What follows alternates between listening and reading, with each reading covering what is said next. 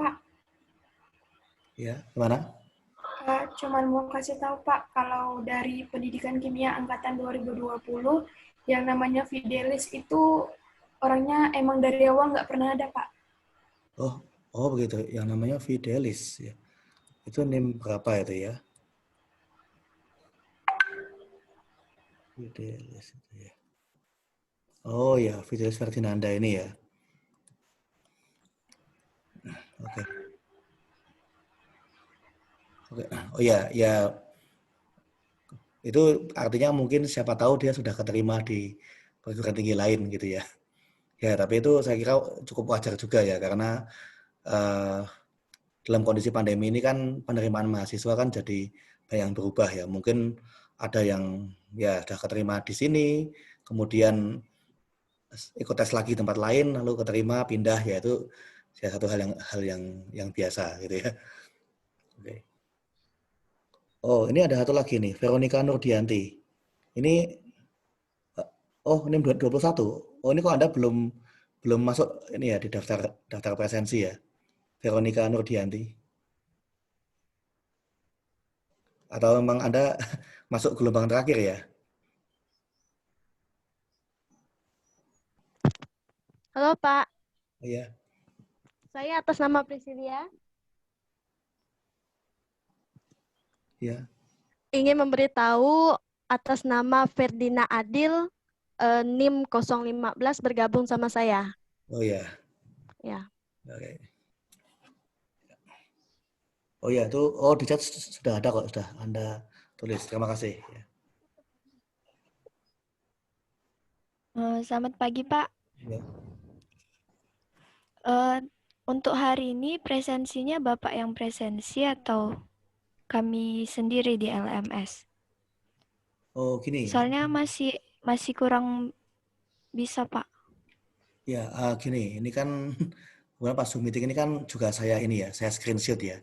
Jadi kan dari sini sudah kelihatan siapa yang hadir, siapa yang tidak. Ya nanti itu kan ini apa saya simpan, saya rekam gitu. Jadi nanti ya apa kalau LMS-nya sudah bisa diakses, nanti ya tinggal tinggal saya saja yang nanti masukkan datanya. Oke. Baik, Pak. Terima kasih. Oke. Saya mau bertanya, Pak. Ya. Ya, terima kasih. Tentang 3 buku yang tadi Bapak sebut, Ya. apakah nanti mungkin akan diunggah daftar itu di LMS atau mungkin dalam bentuk apa begitu, Pak? Supaya nanti kalau ada teman-teman yang mencari misalnya entah di perpustakaan atau di internet bisa mendapat judul dan pengarang. Terima kasih, Pak. Oh ya, ya nanti ini apa? Ya, oke. Ya nanti yang PPT yang tadi apa memang belum saya upload di LMS, nanti ya akan saya apa upload juga gitu ya. Dan ya sebenarnya nanti saya juga apa ya? Saya sih apa juga sebenarnya punya versi versi apa versi e-booknya ya.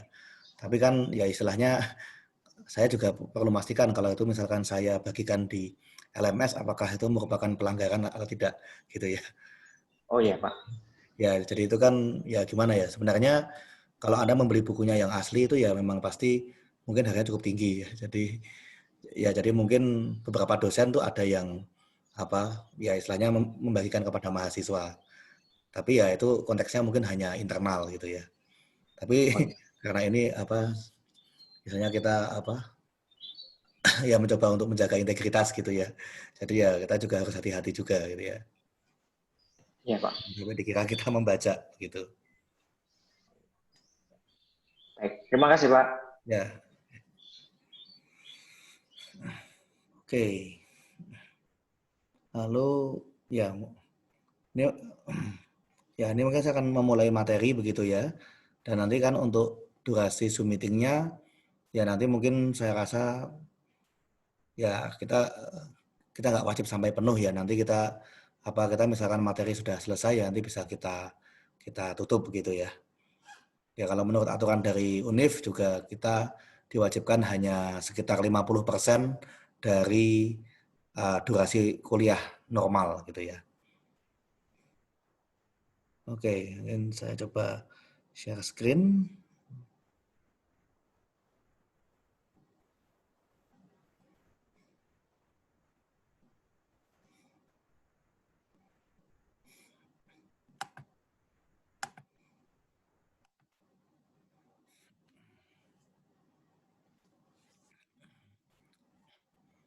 Ya, saya akan mulai dari materi yang sebenarnya paling basic ya, yaitu mengenai logika matematika. Anda kapan pertama kali mempelajari mengenai logika matematika?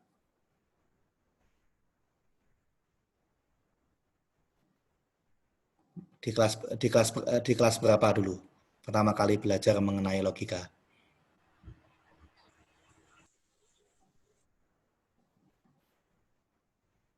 Harusnya kalau yang masuk kimia kan berarti dari ini ya, jurusan IPA ya mestinya.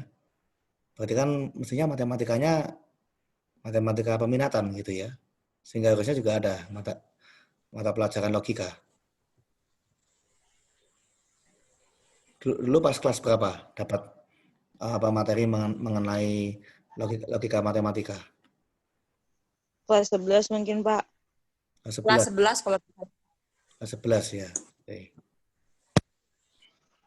Nah, itu ya ini saya pendapat saya pribadi gitu ya. Karena saya juga kadang-kadang saya juga harus kritis terhadap kurikulum sekolah kita gitu ya. Sebenarnya yang namanya logika itu bisa diajarkan dari zaman SD gitu ya. Karena sebenarnya itu hal yang paling basic dalam berpikir. Kita butuh menggunakan logika. Tapi kita dari dulu matematika itu biasa diberikan hanya hitung-hitungan. Diketahui apa, ditanya apa, lalu kita menghitung jawabannya, kan begitu. Nah, padahal sebenarnya ada banyak hal yang kita tuh lebih butuh logika ya daripada sekedar siapa yang lebih cepat berhitung. Ya, di sini saya tidak akan memberikan yang terlampau rumit gitu ya. Saya nggak akan meminta Anda membuktikan kalau misalkan X bilangan ganjil, maka X pangkat 2 juga ganjil. Itu biar kami dari matematika saja yang mempelajari itu. Tapi di sini saya ingin mengajarkan bagaimana kita menggunakan logika dalam kehidupan sehari-hari. Ya, di sini ya ini sebenarnya materinya sudah ada di LMS, mungkin Anda sudah sempat baca-baca mungkin ya. Ya, kita akan mempelajari beberapa hal ya seperti ya ada pernyataan, negasi, lalu konjungsi, disjungsi, implikasi, biimplikasi, konvers, invers, kontraposisi, kemudian ekuivalensi pernyataan, tabel kebenaran, dan pernyataan kuantor. Ya, di sini saya akan menggunakan contoh dalam kehidupan sehari-hari. Tidak ada contoh yang benar-benar matematika.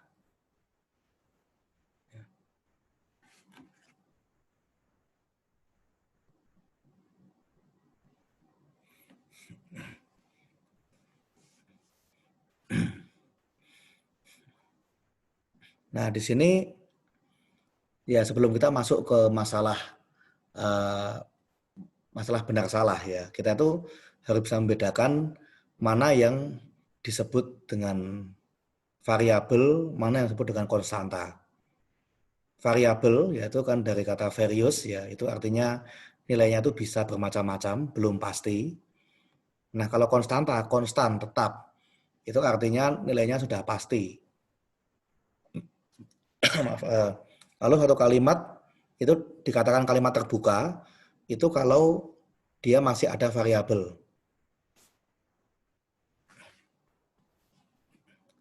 Artinya ada sesuatu yang belum pasti dalam kalimat itu. Misalnya seorang mahasiswa gitu ya. Itu masih belum pasti kan? Belum pasti siapa. Tapi kalau saya sudah menyebut nama dengan cukup jelas, nah itu menjadi suatu hal yang pasti. Nah, kalau misalkan dia tidak ada variabel, semuanya sudah pasti, sudah jelas, itu kita sebut dengan kalimat tertutup atau pernyataan atau statement. Ya, ini sinonim gitu ya. Dan suatu pernyataan itu bisa bernilai benar dan juga bisa bernilai salah. Ya, mungkin contohnya saja ya. Anda perhatikan kalimat yang di atas. Sebuah universitas di daerah istimewa Yogyakarta membuka program studi pendidikan kimia. Nah, kalimat ini kan belum bisa dipastikan kebenarannya. Karena saya hanya mengatakan sebuah universitas.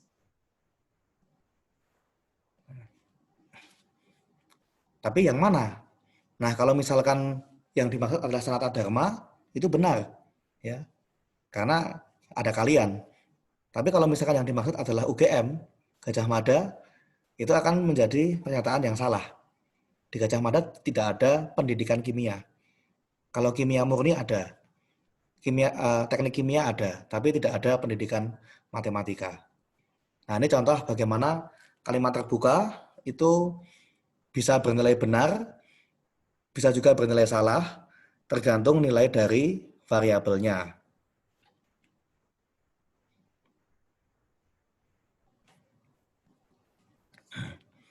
Oke. Nah, kalau kita masuk ke yang namanya pernyataan, itu kan nilainya bisa benar, bisa salah. Nah, kita punya istilahnya, kita menyebutnya negasi atau ingkaran atau lawannya. Ya. Jadi kalau saya punya pernyataan P, saya punya istilahnya lawannya, yaitu negasi P. Yaitu suatu pernyataan yang nilai kebenarannya bertentangan dengan P. Jadi kalau P benar, negasinya salah. Kalau P salah, negasinya akan benar. Nah, di sini saya beri contohnya gitu ya.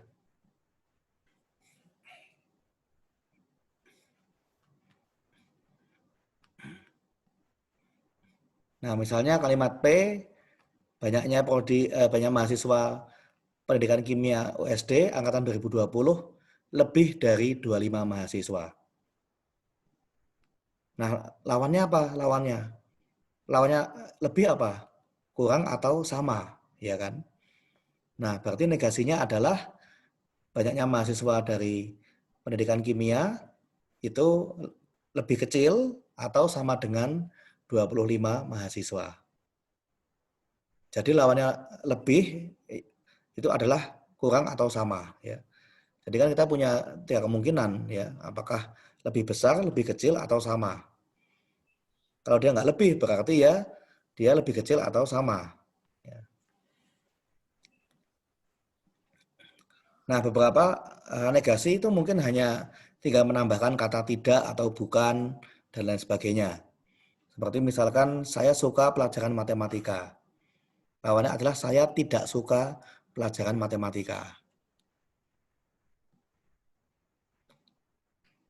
Lalu kalau kalimat, nah yang ini yang barangkali mungkin kalian dibiasakan dengan penalaran yang mungkin tidak sebenarnya tepat gitu ya.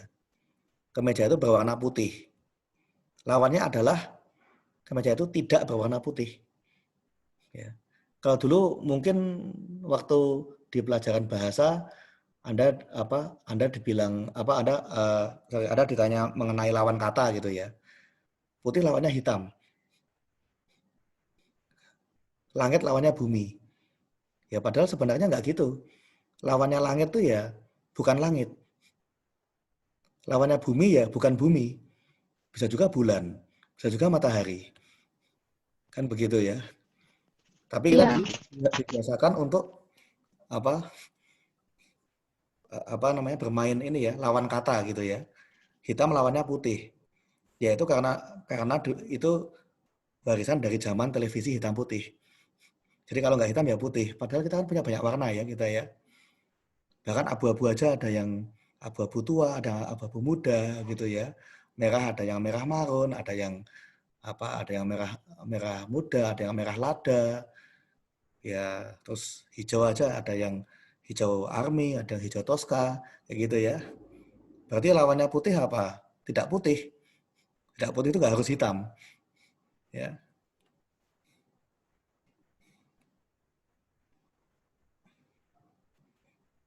Jadi di sini kita juga belajar bagaimana menghilangkan pemikiran black and white gitu ya. Jangan hanya hitam atau putih, musuh atau teman gitu ya. Jangan seperti itu.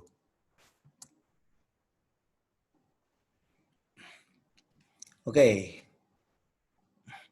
Lalu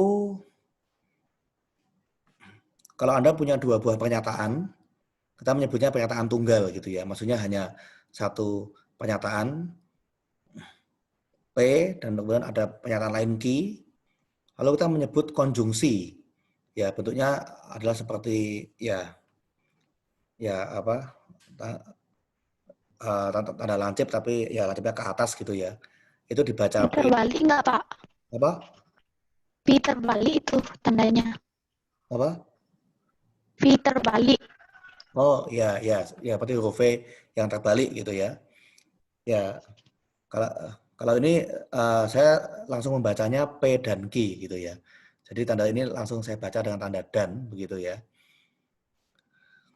Nah, ini adalah suatu pernyataan majemuk gitu ya. Dia akan bernilai benar kalau P dan Q dua-duanya sama-sama benar. Karena dan ya itu 2 syarat sekaligus. P dan Q, berarti P benar dan Q juga benar. Ya. Berarti di sini kalau misalkan salah satu salah, berarti ya tidak jadi nggak benar konjungsinya.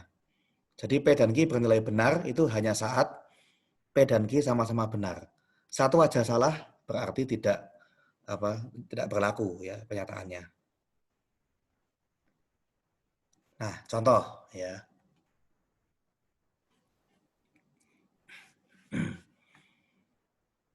Ini kalau Anda besok siapa tahu ya mungkin 4 tahun lagi Anda lulus gitu ya. Mungkin beberapa dari Anda ada yang mendapatkan predikat cum laude. Nah, itu syaratnya di tempat kita adalah IP kumulatif untuk lulus itu adalah lebih dari 3,5 dan lama studinya tidak lebih dari 5 tahun. Dan ini adalah 2 syarat yang sama-sama harus terpenuhi. Nah, artinya misalkan Anda IP-nya tinggi misalkan 3,75, tapi Anda lulusnya 5,5 tahun. Karena itu Anda mengulang semua mata kuliah, yang dapat B diulang biar jadi A gitu ya. Akhirnya 5,5 tahun baru lulus. Ya kalau seperti itu bukan cum laude namanya. IP-nya 3,75, tapi kelamaan lulusnya. Itu tidak cum laude. Lalu kemudian kalau misalkan Anda ya katakanlah pengen segera lulus pokoknya, pengen segera kerja gitu ya, atau mungkin sudah ditunggu gitu ya. Misalkan Anda cepat sekali lulusnya 3,5 tahun, tapi IP-nya cuma misalkan 3,3, itu juga nggak cum laude. Ya. Jadi ini contoh kalau salah satu syarat nggak terpenuhi ya berarti dia tidak dianggap cum laude.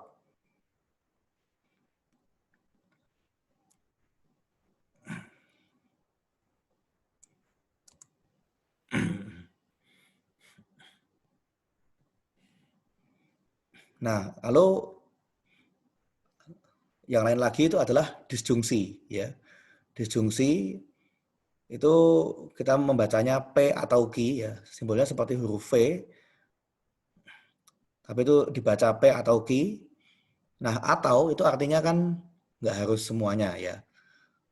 Jadi P atau Q ini dia bernilai benar itu kalau setidaknya salah satu dari P atau Q bernilai benar.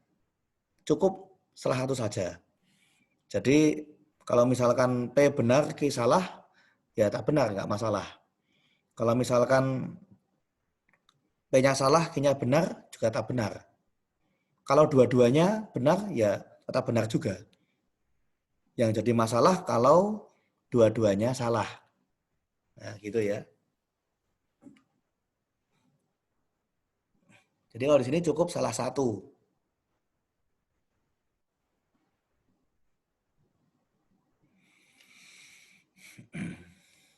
Nah, ini contohnya apa disjungsi ini ya.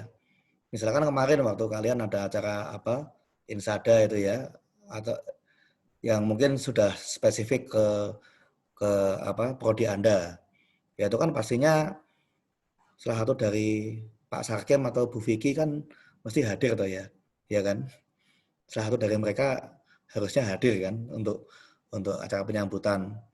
Ya misalkan pas Pak Sarkem nggak bisa hadir ya Bu Vicky harus hadir gitu kan. Kalau Bu Vicky-nya nggak bisa hadir ya Pak Sarkem harus hadir. Jadi ada yang apa minimal salah satu gitu ya hadir. Kalau dua-duanya hadir gimana? Ya nggak apa-apa, malah bagus kan. Nah yang jadi masalah tuh kalau misalkan dua-duanya sama-sama berhalangan. Nah itu ya itu yang baru menjadi masalah.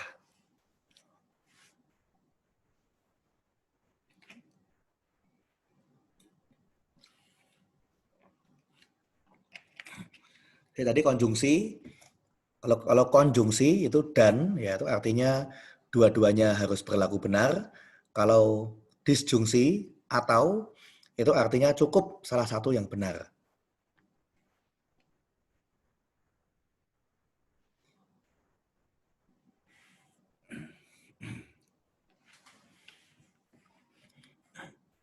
Nah kemudian nih yang juga apa mungkin saya tambahkan satu lagi yang namanya disjungsi eksklusif gitu ya. Karena dalam konteks bahasa kita menggunakan kata atau itu seolah-olah kita harus memilih. Kau pilih aku atau dia, gitu kan? Seolah-olah harus memilih salah satu, nggak boleh dua-duanya. Ya, secara umum kata atau itu sebetulnya tidak wajib memilih, gitu ya. Dua-duanya juga boleh, dua-duanya. Tapi seringkali juga ada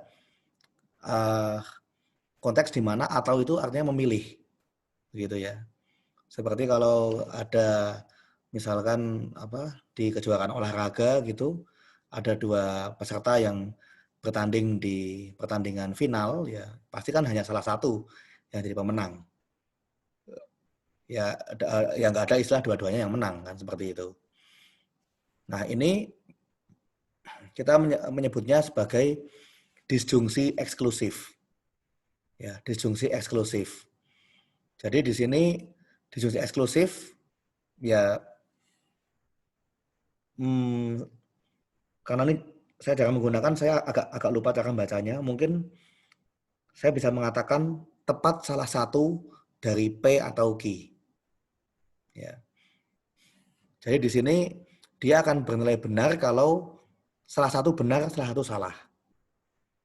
Jadi kalau dua-duanya benar malah itu disalahkan. Nah itu, ya, itu kalau disebut eksklusif.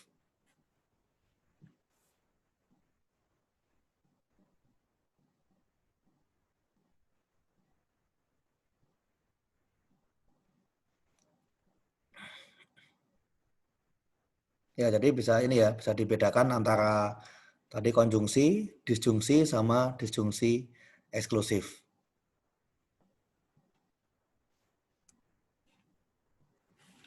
Oke. Mungkin sampai sejauh ini apakah ada pertanyaan? Tidak, Pak. Sudah paham. Oke. Ya. Ya, soalnya begini, kalau saya apa namanya, saya juga khawatir kalau misalkan saat Zoom meeting seperti ini, kalau saya mungkin terlampau cepat dalam menerangkan, mungkin. Kalau di kelas kan saya masih bisa melihat langsung ya kondisi di kelas, bagaimana Anda mungkin masih mencatat atau mungkin Anda apa dari bahasa tubuhnya masih belum paham. Kalau lewat Zoom meeting seperti ini kan saya apa belum bisa langsung melihat seperti apa. Takutnya kalau saya terlalu cepat begitu ya.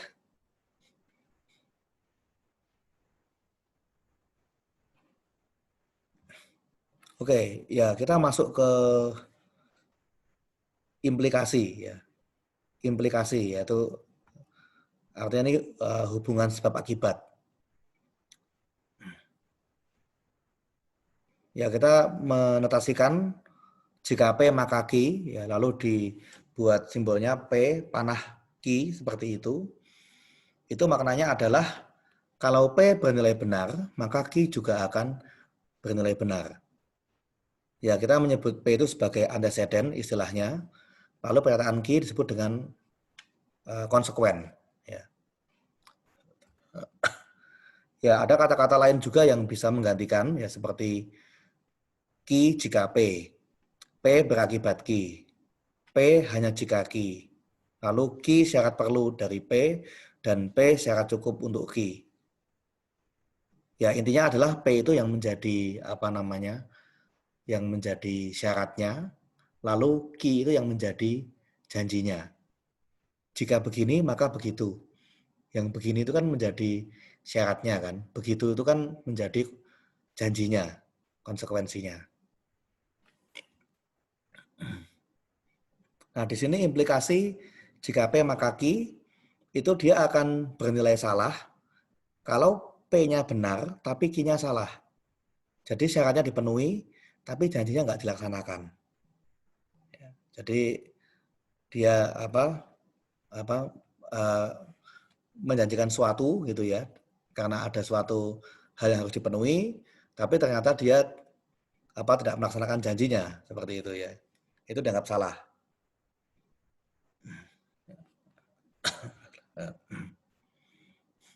Nah, ini mungkin siapa tahu dari Anda, orang tua Anda ada yang ini nih, siapa tahu ada yang ada yang memotivasi Anda supaya Anda kuliahnya semangat gitu ya. Lalu kalau misalkan semester ini IP-nya bisa tinggi, lebih dari 3,5, maka uang saku Anda akan dinaikkan. Nah, jadi di sini yang menjadi syaratnya itu adalah IP lebih dari 3,5. Ini adalah persyaratannya. Nah, kemudian menaikkan uang saku, ya ini adalah janji yang harus ditepati kalau syarat ini terpenuhi. Jadi kalau misalkan anaknya ini bisa IP-nya lebih dari 3,5, lalu uang sakunya naik, ya itu sudah semestinya gitu ya, kan udah janji. Kalau misalkan anak ini IP-nya di bawah 3,5 dan uang sakunya nggak naik, ya juga sudah semestinya. Yang salah itu adalah kalau IP-nya lebih dari 3,5, tapi ternyata si ayah tidak menepati janji. Ternyata uang sakunya nggak naik. Nah, itulah yang namanya dia dianggap salah dalam hal ini.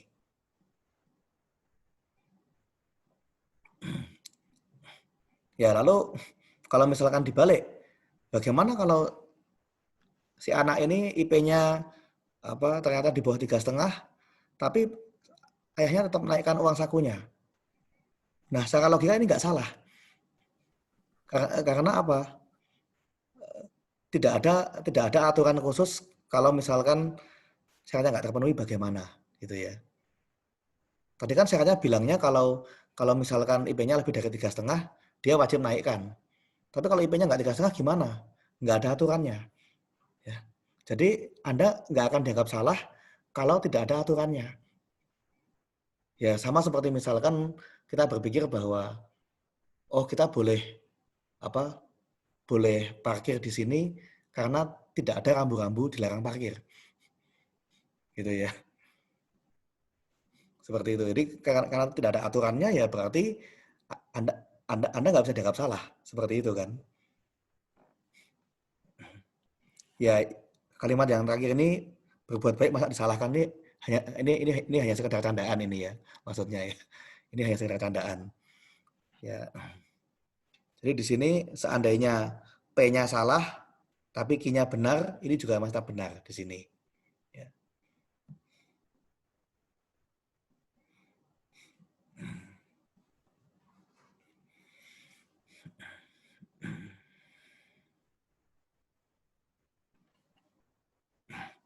Nah, lalu tadi jika P maka Q, itu kan suatu implikasi.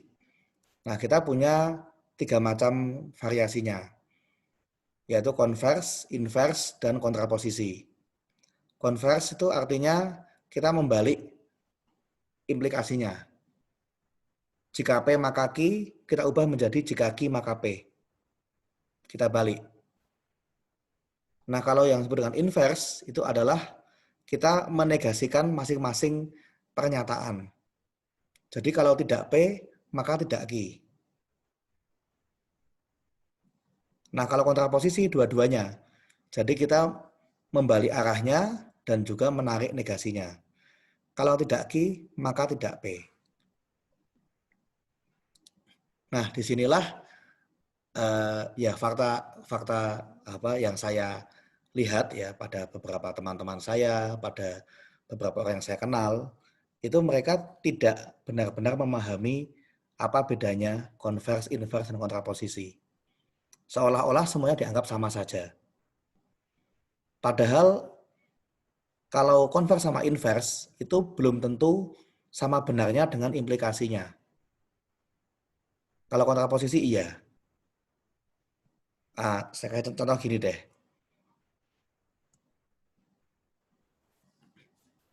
Coba lihat ini kalimat yang pertama. Kalau Anda mahasiswa dari suatu perguruan tinggi, maka Anda pasti sudah lulus SMA atau sederajat. Ya. Saya nggak tahu juga, mungkin ada yang SMK, ada yang madrasah, ada mungkin yang dari pendidikan yang sistem lain, homeschooling, seperti itu ya. Ini jelas benar ya, karena ya Anda ini pasti mahasiswa sudah lulus SMA atau sederajat. Nah, lalu kalau misalkan saya balik implikasinya. Kalau Anda sudah lulus SMA atau sederajat, maka Anda seorang mahasiswa dari suatu perguruan tinggi. Benar nggak nih? Benar. Belum tentu, Pak. Belum tentu. Kan Belum tentu, Pak. kan lulus SMA belum tentu dia masuk perguruan tinggi. Nah, ya. Jadi di sini untuk konvers dari implikasi ini, ya dia belum tentu berlaku ya. Karena apa? Mungkin saja ada yang lulus SMA, lalu kemudian tidak lanjut ke perguruan tinggi gitu ya. Ya bisa jadi misalkan karena tidak ada biaya, mungkin juga karena ikut tes di mana-mana belum diterima gitu ya. Atau mungkin sudah diajak nikah dan lain sebagainya. Jadi kalau dibalik, kalau lulus SMA, apakah pasti masuk perguruan tinggi? Ya belum tentu ya. Karena juga ada beberapa yang tidak diterima kan seperti itu. Nah lalu kemudian kalau inversnya, jika Anda bukan seorang mahasiswa dari suatu perguruan tinggi, maka Anda belum lulus SMA. Ini benar nggak ini? Belum pas. Belum Pak. tentu juga, Pak. Belum tentu, Pak. Ya. Sama seperti tadi ya, sudah lulus SMA tapi dia tidak diterima di suatu perguruan tinggi gitu ya. Anda bayangin aja kalau misalkan Anda di posisi seperti itu ya, lulus SMA kemudian Anda mencoba ikut SBMPTN atau semacamnya, Anda belum diterima, terus kemudian tiba-tiba tetangga Anda nuduh bahwa Anda belum lulus SMA. Pasti Anda nggak terima kan? Padahal tangga Anda itu mungkin nggak tamat SD. Ya itulah kehidupan ya. Lalu kalau kontraposisinya, jika Anda belum lulus SMA atau yang sederajat, maka Anda bukan seorang mahasiswa dari suatu perguruan tinggi. Kalau ini gimana? Betul nggak kalau ini? Betul. Betul, Pak. Betul, Pak. Ya. Betul, Pak. Betul, Pak. Ya, ingat di sini konteksnya ini adalah beberapa perguruan tinggi itu membuka pendaftaran sebelum Anda lulus SMA. Tapi kalau misalkan Anda ternyata nanti somehow Anda nggak lulus SMA, ya berarti Anda kan batal diterima. Ya, seperti itu. Jadi kan istilahnya Anda ya sudah diterima, mungkin Anda sudah secara prinsip sudah terima, tapi kan Anda tetap harus melengkapi berkas. Kalau Anda nggak lulus SMA karena suatu alasan, ya berarti Anda dibatalkan ya penerimaannya, seperti itu. Nah, jadi kalau implikasi ini yang kebenarannya sama adalah kontraposisinya. Kalau Anda sudah kuliah, maka Anda sudah tamat SMA. Kalau Anda nggak tamat SMA, Anda nggak bisa kuliah. Jadi harus dibalik arahnya, dan juga dinegasikan. Kalau cuma sekedar Anda menarik konvers atau investnya, itu belum tentu. Ya.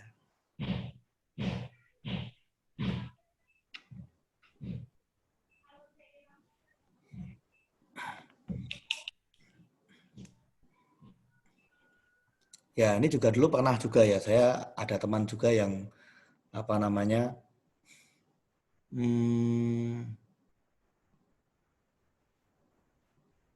kalau nggak salah, oh ini, jadi biasanya kan kalau orang itu apa jago main gitar itu ya, jago main gitar itu kan dia biasanya apa, dia akan memanjangkan kuku, ya biasanya ya. Itu kan mungkin membantu juga ya supaya metiknya lebih bagus gitu ya. Nah, itu kan berarti kalau dia jago main gitar, maka dia akan memanjangkan kuku, kan begitu.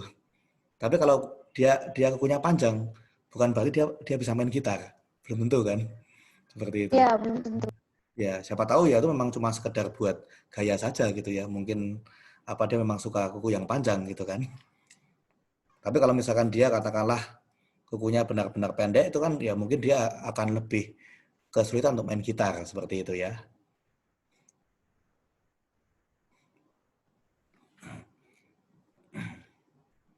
Ya, ini tadi sudah kita bahas ya. Dan ini istilahnya kita sering menyebutnya sebagai logical fallacy ya atau kesalahan berlogika. Jadi kita sering menjudge sesuatu itu kita lupa apa urutan sebab akibatnya. Nah, itulah kenapa kalau Anda mengamati ya saya nggak tahu apakah Anda benar-benar mengamati atau tidak gitu ya. Mungkin seperti di dunia politik gitu ya. Itu kan seolah-olah hanya ada dua kubu ya, kubu saya atau kubunya mereka gitu ya. Tidak boleh ada yang pihak netral ya. Kalau pihak netral harus masuk ke pihak musuh seperti itu. Ya, gitu itu. Nah, ini kalau implikasi itu hanya satu arah, tapi kalau dua arah ya artinya berlaku bolak-balik itu kita sebut dengan biimplikasi. Panahnya jadi panah bolak-balik gitu ya. Jadi P berakibat Q dan Q juga berakibat P. Nah, jadi kita menyebutnya dengan istilah P jika dan hanya jika Q.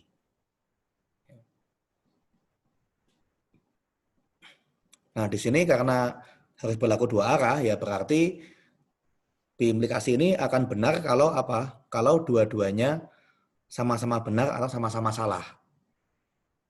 Ya, karena kalau misalkan satu benar satu salah pasti satu arah salah satu nggak akan terpenuhi.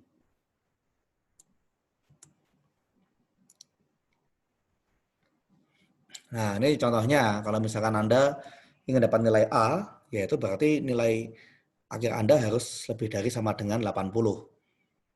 Dan ini berlakunya bolak-balik. Jadi kalau misalnya nilai Anda A, yaitu pasti nilai dari angkanya minimal 80. Dan sebaliknya kalau misalkan nilai Anda nggak A, ya berarti nilai Anda di bawah 80. Ya. Jadi itu berlaku bolak-balik gitu ya.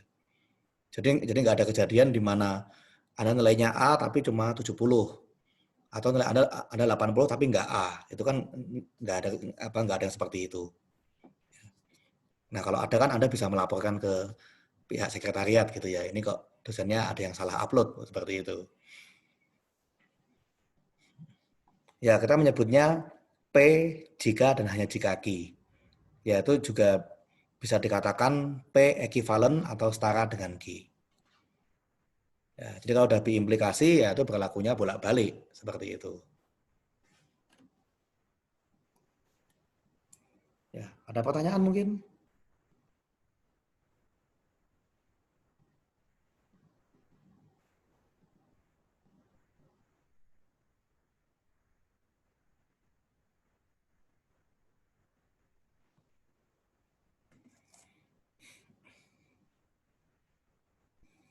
Oke.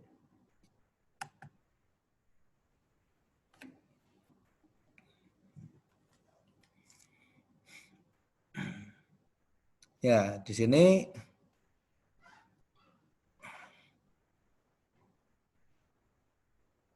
oke, ya.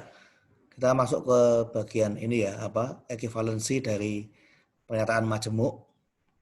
Nah, kita mengatakan dua buah pernyataan itu ekivalen kalau dia memiliki kebenaran yang sama. Entah itu sama-sama benar atau sama-sama salah. Nah, kita nanti mengeceknya dengan membuat yang namanya tabel kebenaran.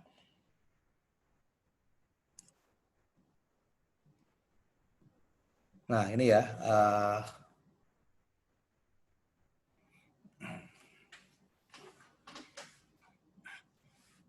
Nah, ini kita biasanya kalau kita menggabungkan katakanlah 3 atau lebih dari pernyataan tunggal ya. Nah, di sini kita hanya menunjukkan bahwa P atau Q dan R itu ekivalen dengan P dan R atau Q dan R. Jadi ini disjungsi dulu lalu konjungsi. Nah, kalau ini konjungsi dulu baru disjungsi. Nah, di sini kita punya kalimat tunggalnya P, Q, dan R begitu ya. Masing-masing bisa benar, bisa salah. Itu artinya ada 2 kali 2 kali 2, ada 8 kemungkinan kombinasi dari nilai kebenaran. Nah, nilai kebenarannya itu harus diperiksa untuk ke 8-8-nya. Tadi kalau 2 kan ada 4 ya, kalau cuma P dan Q ya. Bisa benar semua, bisa satu benar satu salah, ya bisa salah bisa benar, lalu bisa salah semua, gitu kan. Nah, kalau ada 3 bagaimana? Ya jadi ada 8. Apakah PQR ini benar semua? Lalu apakah salah satunya salah? Atau mungkin hanya satu yang benar? Atau semuanya salah? Jadi kita harus mengecek semua kemungkinan.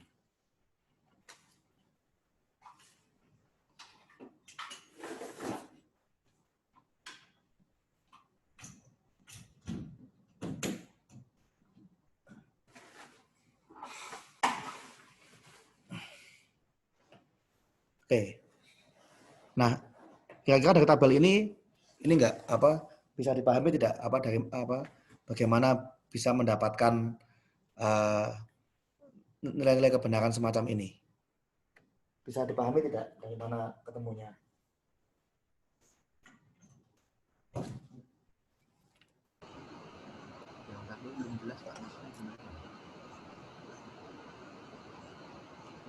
Kalau Anda hanya sekedar membaca tabel ini, bisa dipahami tidak? Itu dari mana ketemunya?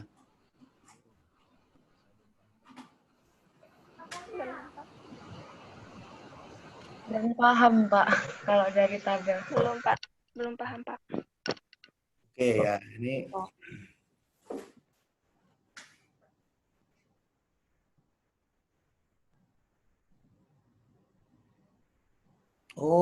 sebentar. Maaf, ini saya agak keliru itu. Di sini mestinya yang saya beri tanda merah itu yang ini mestinya. Maaf, mestinya ini yang saya beri tanda merah, yang ini tidak saya beri tanda merah mestinya.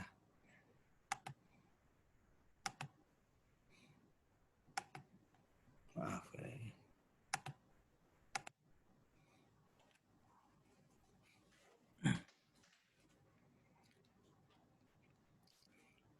Oke ya, jadi di sini saya akan membuktikan pertama P atau Q dan R itu akan ekivalen dengan P dan R atau Q dan R. Artinya saya harus meninjau kebenarannya satu persatu, ya kan? Nah, di sini P atau Q dan R di sini. Berarti kan saya harus tahu dulu apa itu P atau Q ya. Untuk yang kolom ini, kolom yang keempat, P atau Q, ini saya mengacu pada nilainya P sama nilainya Q. Seperti ini, benar atau benar, benar. Benar atau benar, juga benar. Benar atau salah, benar.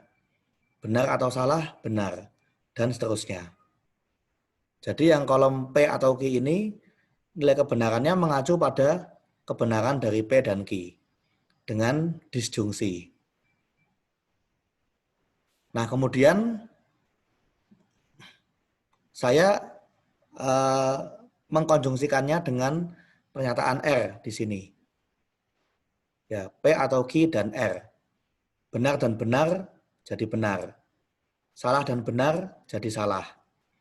Benar dan benar jadi benar. Salah benar salah. Dan seterusnya.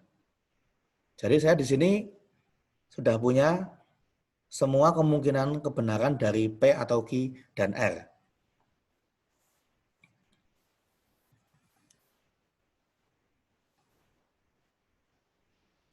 Nah, ini mau saya buktikan dia ekuivalen dengan P dan R atau Q dan R. Ya. P dan R berarti saya melihatnya dari kebenarannya P sama kebenarannya R kan. Kalau Anda merasa terganggu, mungkin yang kolom kiri bisa Anda tutupi dengan pensil. Ya, supaya Anda nggak terganggu dengan kolom Q. Jadi ini benar dengan benar jadi benar di sini. Benar dan salah ini jadi salah. Benar dengan benar ini jadi benar. Benar dengan salah jadi salah. Ya, ini kolom Q-nya ini kalau misalkan agak mengacaukan ya mungkin bisa Anda tutupi dengan pensil.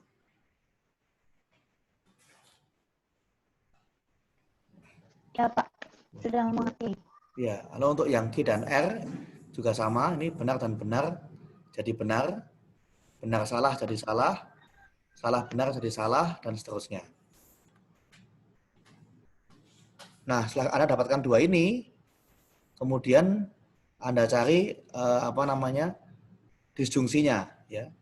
Benar atau benar jadi benar, salah atau salah jadi salah, benar atau salah jadi benar, dan seterusnya. Jadi kita mengerjakan step by step begitu ya. Nah, ternyata dua kolom ini itu persis sama ya. Nilai kebenarannya persis sama. Saat kalimat ini benar, yang ini juga benar. Saat salah, ini juga salah. Nah, itulah yang berarti keduanya ekuivalen. Nah, jadi di sini ya mungkin mulai muncul matematikanya gitu ya, karena Anda bermain-main dengan simbol-simbol seperti itu ya.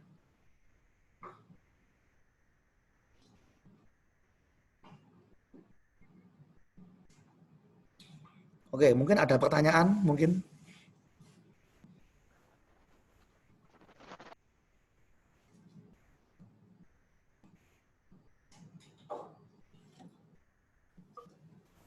Saya mau bertanya, Pak. Ya.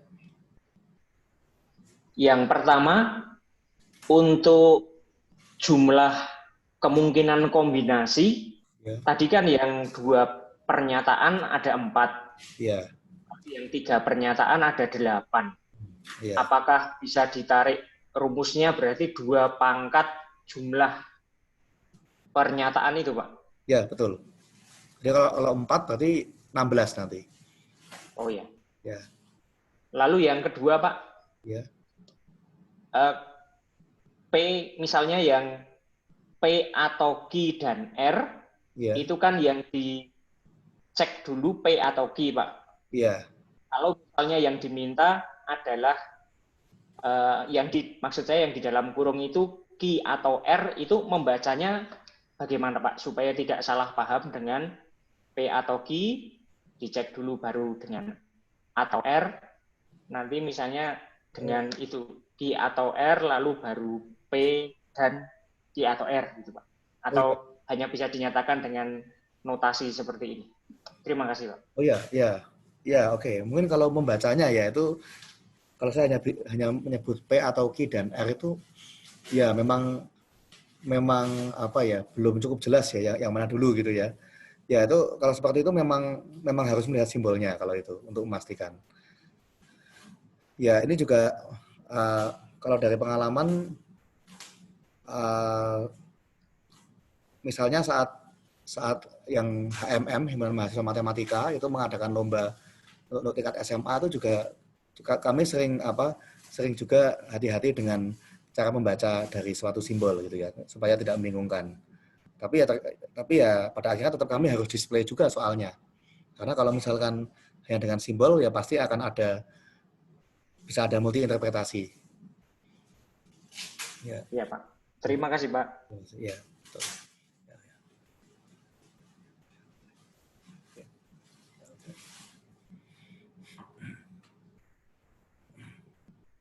Oke, ya ini semacam ilustrasinya gitu ya. Jadi misalkan ya proposal kegiatan dari suatu himpunan mahasiswa itu harus ditandatangani oleh Kaprodi atau Wakaprodi dan ketua himpunan. Itu kan berarti P atau Q dan R gitu kan ya. Nah, itu kan berarti tanda tangan yang tertera itu pilihannya adalah apakah Kaprodi dan ketua himpunan atau Wakaprodi dan ketua himpunan. Nah, ini kan yang pertama itu menunjukkan P atau Q dan R begitu. Lalu yang kedua ini kan menunjukkan P dan R atau Q dan R. Jadi ini ya saya mencoba mencari contoh untuk menggambarkan bagaimana dua hal itu bisa dianggap ekuivalen.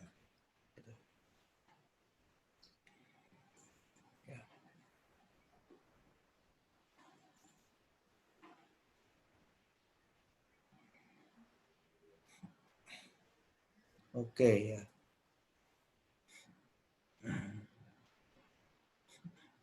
Ya, saya rasa ini Anda bisa Anda gunakan sebagai latihan gitu ya. Jadi Anda membuktikan negasi dari suatu kalimat itu dengan menggunakan tabel kebenaran begitu. Dan juga ya Anda ya juga mungkin bisa memberikan contoh dalam kehidupan sehari-hari ya, itu bagaimana dua hal itu ekuivalen.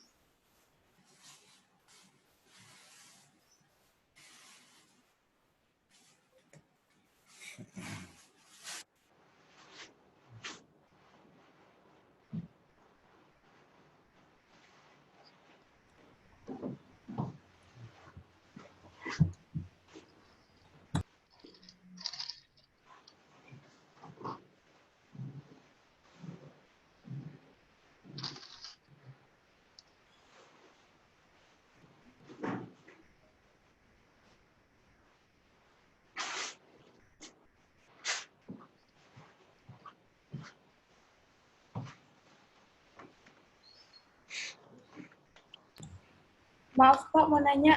Ya. Ini latihannya dikerjakan, dikumpulkannya kapan ya Pak? Soalnya tadi laptopnya mati. Nah, gini, jadi begini, ini kan kita video Zoom ini kan cuma mungkin sekitar 1,5 jam ya. Jadi ini kalian masing-masing sudah punya nomor WhatsApp kan? Nomor WA sudah? Sudah Pak. Sudah, Pak. Atau kalian sudah punya grup WA angkatan belum? Belum.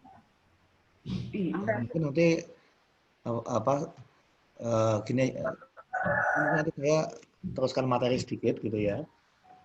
Jadi supaya materi yang hari ini bisa selesai. Terus nanti untuk yang soal latihan nanti kita bahas saja di grup WA gimana.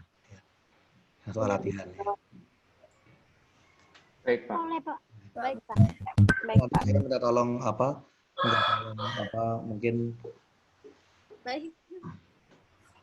ya saya sih sama sekali belum punya nomor kalian gitu ya. Jadi mungkin nanti coba ini apa? Mungkin saya tanya ke para ke Kaprodi atau Kaprodi Anda. Hanya sudah ada, Pak. Apa? Grup WA ya, Pak. Ya. Kayaknya grup WA khusus yang mata kuliah ini gitu ya.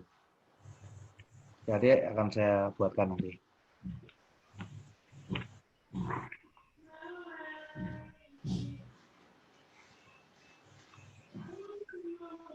Oke, ini sebenarnya ini ya apa namanya PPT ini kan sudah ada di ini ya, sudah ada di LMS, jadi Anda juga bisa akses ini ya.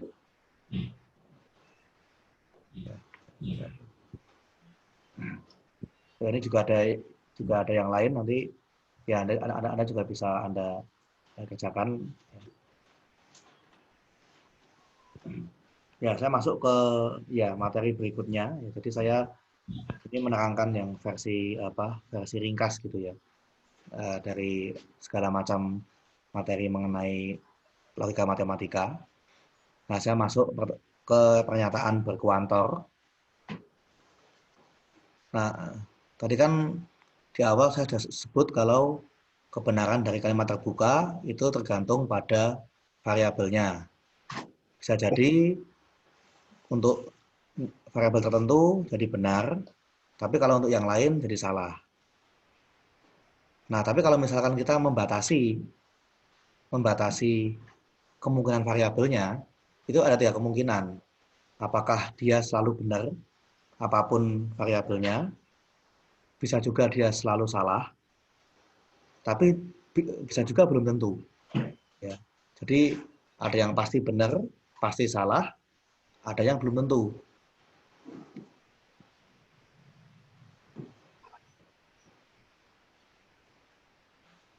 Nah, di sini kita kemudian mengenal 2 macam kuantor, yaitu universal sama eksistensial. Nah, jadi di sini kuantor universal simbolnya seperti huruf kapital A terbalik. Itu kita baca untuk setiap X berlaku PX. Artinya adalah PX harus bernilai benar untuk semua nilai X yang mungkin pada semesta pembicaraannya. Ya, saya menyebut S ya, nama semesta pembicaraannya. Artinya dia harus benar untuk apapun nilai X. Untuk semua nilai X. Nah, kalau misalkan kuantor eksistensial, itu simbolnya seperti huruf kapital E terbalik, kita membacanya terdapat X, sehingga berlaku PX. Terdapat itu artinya ya ada. Ya. Ada itu artinya minimal ada 1. Nggak harus banyak-banyak. Ada itu ya minimal 1. Ya, kita juga bisa mengatakan dengan kata ada ya, untuk menggantikan kata terdapat. Untuk setiap juga bisa kita ganti dengan untuk semua, untuk sebarang, dan lain-lain. Ya.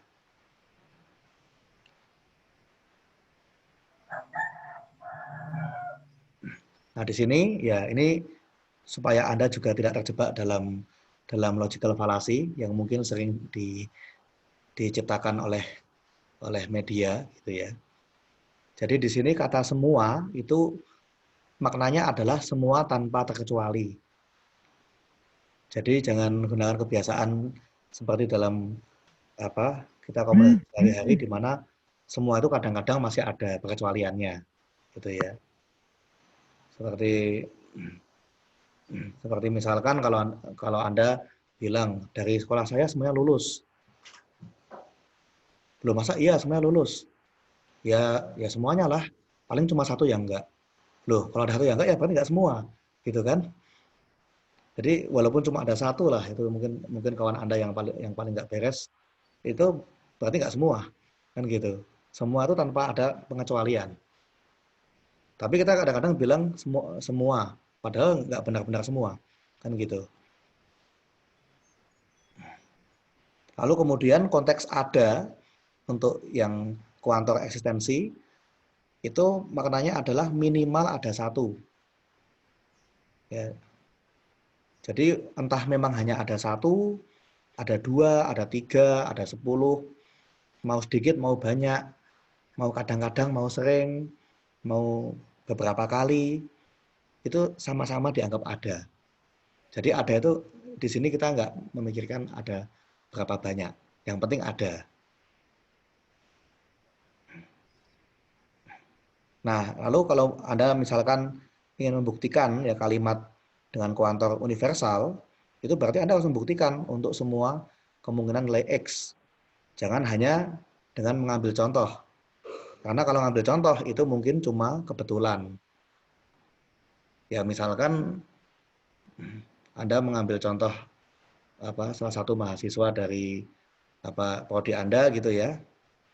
Ya kalau misalkan kebetulan pas Anda yang contoh yang diambil kebetulan tidak bisa matematika, bukan berarti semuanya nggak bisa matematika kan? Ya. Misalkan saya ambil satu dari Anda, ternyata Anda nggak bisa matematika, bukan berarti semuanya nggak bisa matematika kan? Nah, seperti itu. Lalu misalkan saya memilih dari para mahasiswa, saya tanya berapa IP-nya, IP-nya 3,5. Lalu saya menyimpulkan bahwa semuanya cum laude gitu. Kan salah kan kalau seperti itu. Nah, lalu kalau kita mau membuktikan kalimat yang untuk eksistensial, kebenaran dari TX, kita cukup memberikan satu contoh nilai X yang memenuhi kebenaran. Jadi nggak usah banyak-banyak, satu contohnya cukup. Tapi jangan pakai prinsip pokoknya ada. Ya, kalau ada itu ya harus bisa ditunjukkan yang mana. Ya, seperti itu. Misalkan ada mahasiswa dari pendidikan kimia yang IP-nya misalkan 4 gitu. Siapa dia? Nah, itu harus tunjukkan siapa. Jangan cuma bilang kayaknya sih ada ya. Ya, itu secara logika belum benar seperti itu.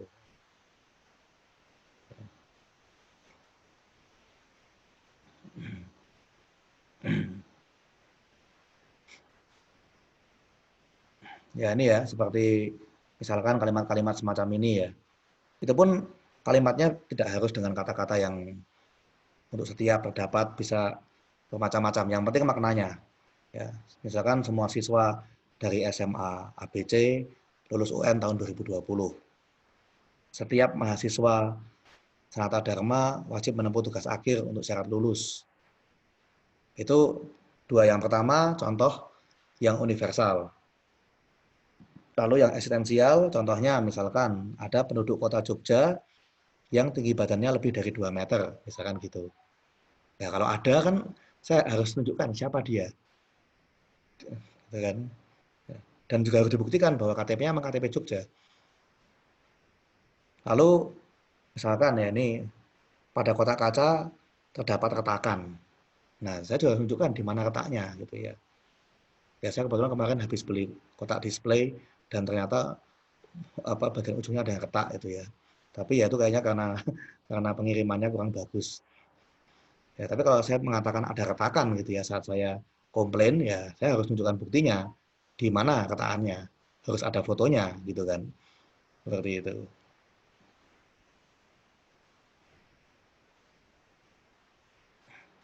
Lalu kalau untuk negasinya, negasi dari setiap X berlaku P itu adalah ada X sehingga tidak berlaku P.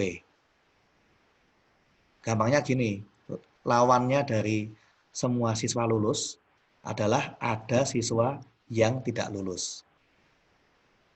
Nggak harus banyak, satu aja nggak lulus tuh sudah bisa menegasikan semuanya, gitu ya. Tidak semua berarti ada yang tidak. Lalu negasi dari ada X sehingga berlaku P adalah untuk setiap X tidak berlaku P.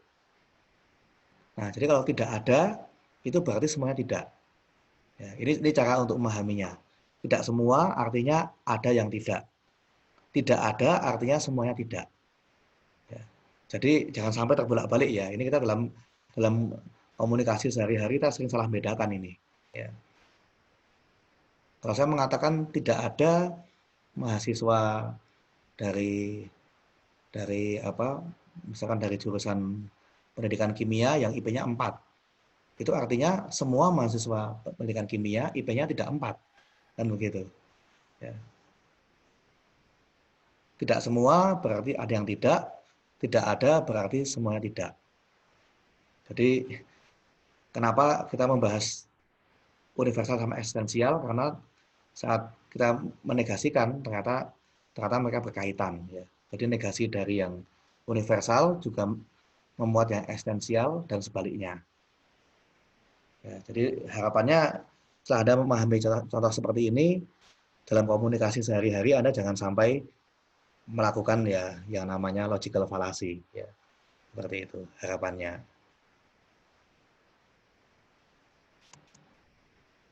Ya, ini beberapa contohnya gitu ya. Jadi jangan sampai Anda salah membedakan antara tidak semua siswa lulus dengan semua siswa nggak lulus. Ini kan beda jauh ya ini ya.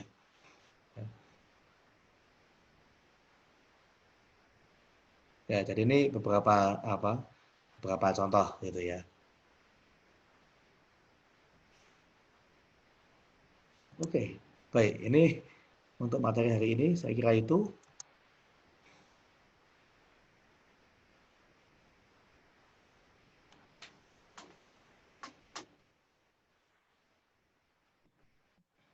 Bagaimana? Apakah ada pertanyaan?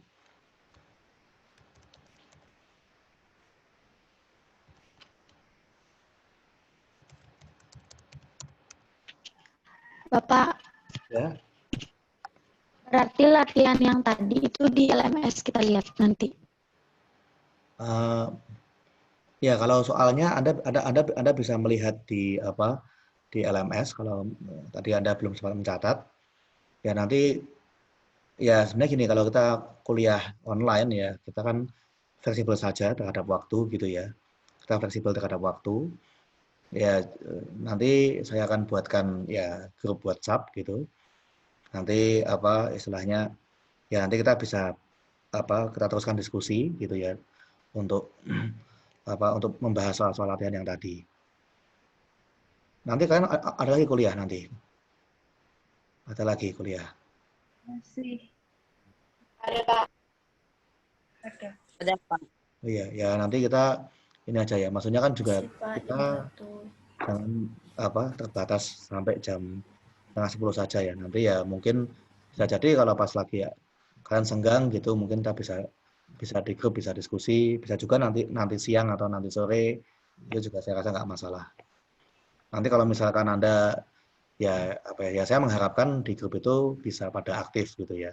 Jadi juga jangan malu untuk bertanya gitu ya. Tapi kalau memang mungkin Anda ya mungkin merasa sungkan ya tidak apa-apa, misalkan Anda bertanya lewat ya jalur pribadi juga tidak apa-apa gitu ya. Baik, Pak.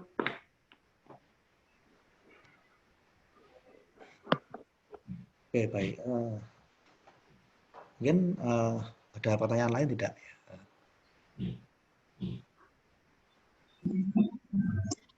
Kalau Pak Alwisa mau tanya, nanti setelah kelas via Zoom, apakah dilanjutkan via diskusi di grup W atau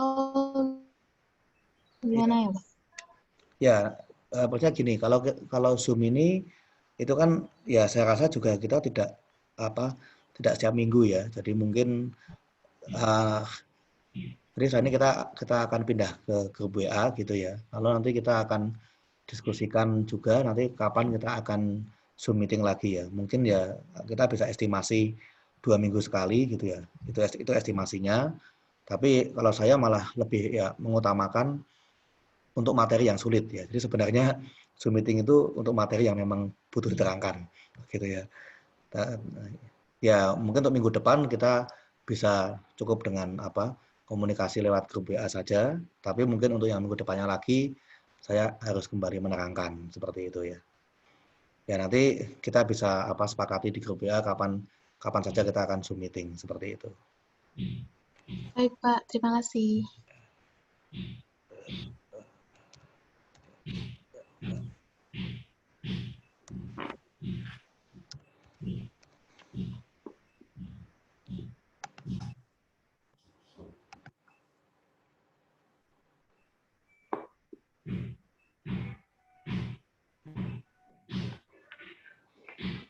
Oke, ya. Apakah ada lagi pertanyaan yang lain? Ini berarti yang angkatan baru ini sudah ada satu yang apa? Ada satu yang hilang ya ini ya berarti ya tadi. Iya, Pak. Yang hilang. Oke, berarti ya semuanya berkurang ya. Oke, ya.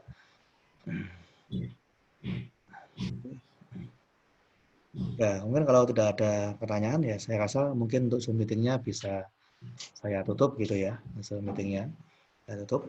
Ya, terima kasih untuk perhatiannya ya nanti ya mungkin juga grup WA-nya mungkin nggak langsung saya buatkan nanti ya ada tunggu saja kalau mungkin ada yang tiba-tiba ngirimkan invite link seperti itu ya. Oke. Terima kasih, Pak. Ya. Terima kasih Pak. Terima kasih. Selamat pagi. Ya. Pak. Selamat pagi, Pak. Pagi, Pak.